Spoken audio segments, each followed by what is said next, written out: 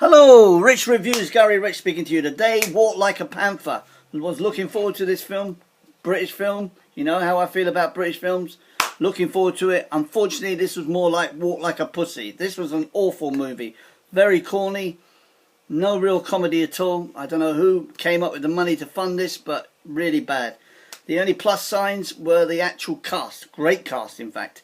Stephen Graham, one of my favourite actors, Liverpudlian actor. He was playing Al Capone in Broadwalk Empire. He's making a film with Scorsese as we talk called The Irishman, starring with Robert De Niro, Joe Pesci, Harvey Keitel, Al Pacino. A-list movie. That's how high I rate this guy. He's working with the A-list of America. Jill Halfpenny, she's always good. Julian Sands, who's been missing more than anyone I've ever seen for a long time. And Dave Johns. Dave Johns made one of the best British movies of the last few years, I, Daniel Blake. So what went wrong with this movie? Well, straight away.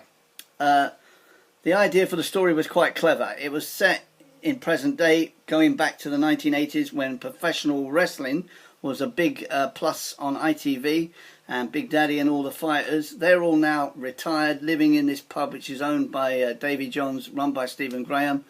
In comes Stephen Tompkinson, who I like Stephen Tompkinson. He tells them that they're going to shut the pub, and then they go on this thing where they're going to come back and do one last fight. Listen, I'm not going to go into this film too much.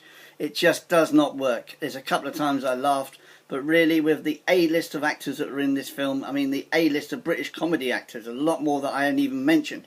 It should have been a real deal. It wasn't a real deal. It came out on DVD Monday, and you can download it on Sky and what have you. Don't waste your money. Wait for it if you want to watch it. It's up to you. I'm going to give it 2 out of 10.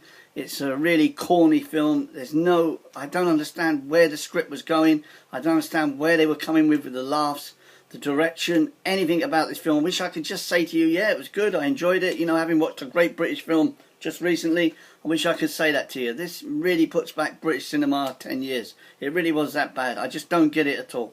I don't understand how they got the funding for this film because, as I said to you, Stephen Graham, great actor. It's not just that. Davy Johns, I love Davy Johns. I, Daniel Blake, if you've never seen that film, just you know what you've got to do. Steal it, borrow it, break somebody's arm, get hold of it. Great British movie. 2 years old now. But, as I say, you can't have it all good sometimes. Sad film, sad indictment of what's going on with cinema sometimes in the UK. It's real hit and miss. And this is a real miss. 2 out of 10. Very sad. So, let's move on. Let's move on. And you heard me say a couple of times before that I like to talk about films that you may have missed. Here's one that you should definitely not have missed, called Being There. Who's in it, gal? I'll tell you who's in it. Peter Sellers, Shirley MacLaine. Good start. I had the fortunate surprise of bumping into Peter Sellers once when I was filming at Pinewood, and looking back over the years, how lucky was I? Because for me, this man was a genius, and not because of the Pink Panther, but because of all the voices and all the things he could do. This, for me, is the finest film he ever worked on, and you might have a list of films that you like, but this was his finest work, Being There. Basically, he is playing a character called Chauncey Gardner, and what a name, Chauncey Gardner. And he lives in a big house. He's lived there since he was a kid.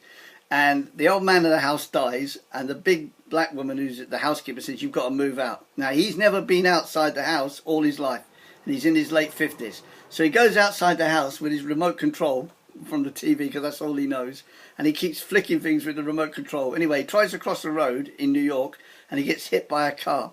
And Shirley MacLaine's husband, who's one of the wealthiest men in America, is in the car. Said, get hold of this guy. If he sues us, we're in big trouble. Because I never even saw him walk out onto the side road. That's the start of the film. So he moves into the big house where they look after him and give him work and what have you on his leg. And the guy that's connected to every businessman in America, who's being played by an old actor, don't ask me his name, Shirley MacLaine's husband, says to him, what do you think about the economy at the moment? Now, if you ask Chauncey Gardner one question, his answer would be connected to a garden. So he would say to the guy, he'll say to him, what do you think is going on at the moment with the Far East? He says, when you put the plant in the ground, if the plant doesn't grow and the leaves don't get bigger, then you have no growth. He said, yeah, absolutely right. We need to invest more in Asia. So every question you ask Chauncey Gardner, he gives you as a quote from the garden. Right, so move on to the film. And the president comes to visit this guy because he's one of the top business people in the world, as I said. And he said, I want you to meet my friend Chauncey Gardner. So Chauncey Gardner comes over. He says, what do you think about Vietnam? He says, well, in Vietnam, is like anywhere. If you plant a row of plants and they don't all link with each other, then the growth of the first plant doesn't get to the last plant.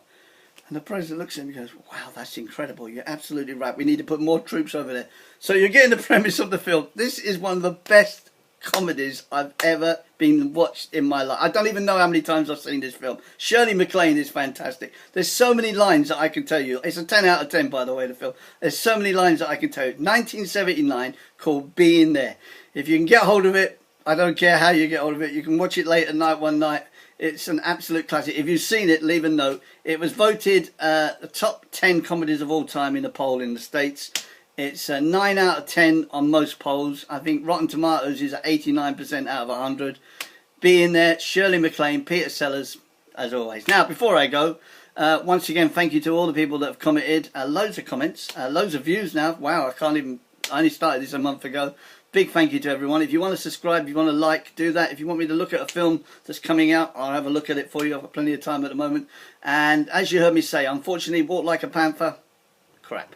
Being There, oh, Disney World, given to you in your house. Peter Sellers, master. Have a great day, and I'll speak to you in the week.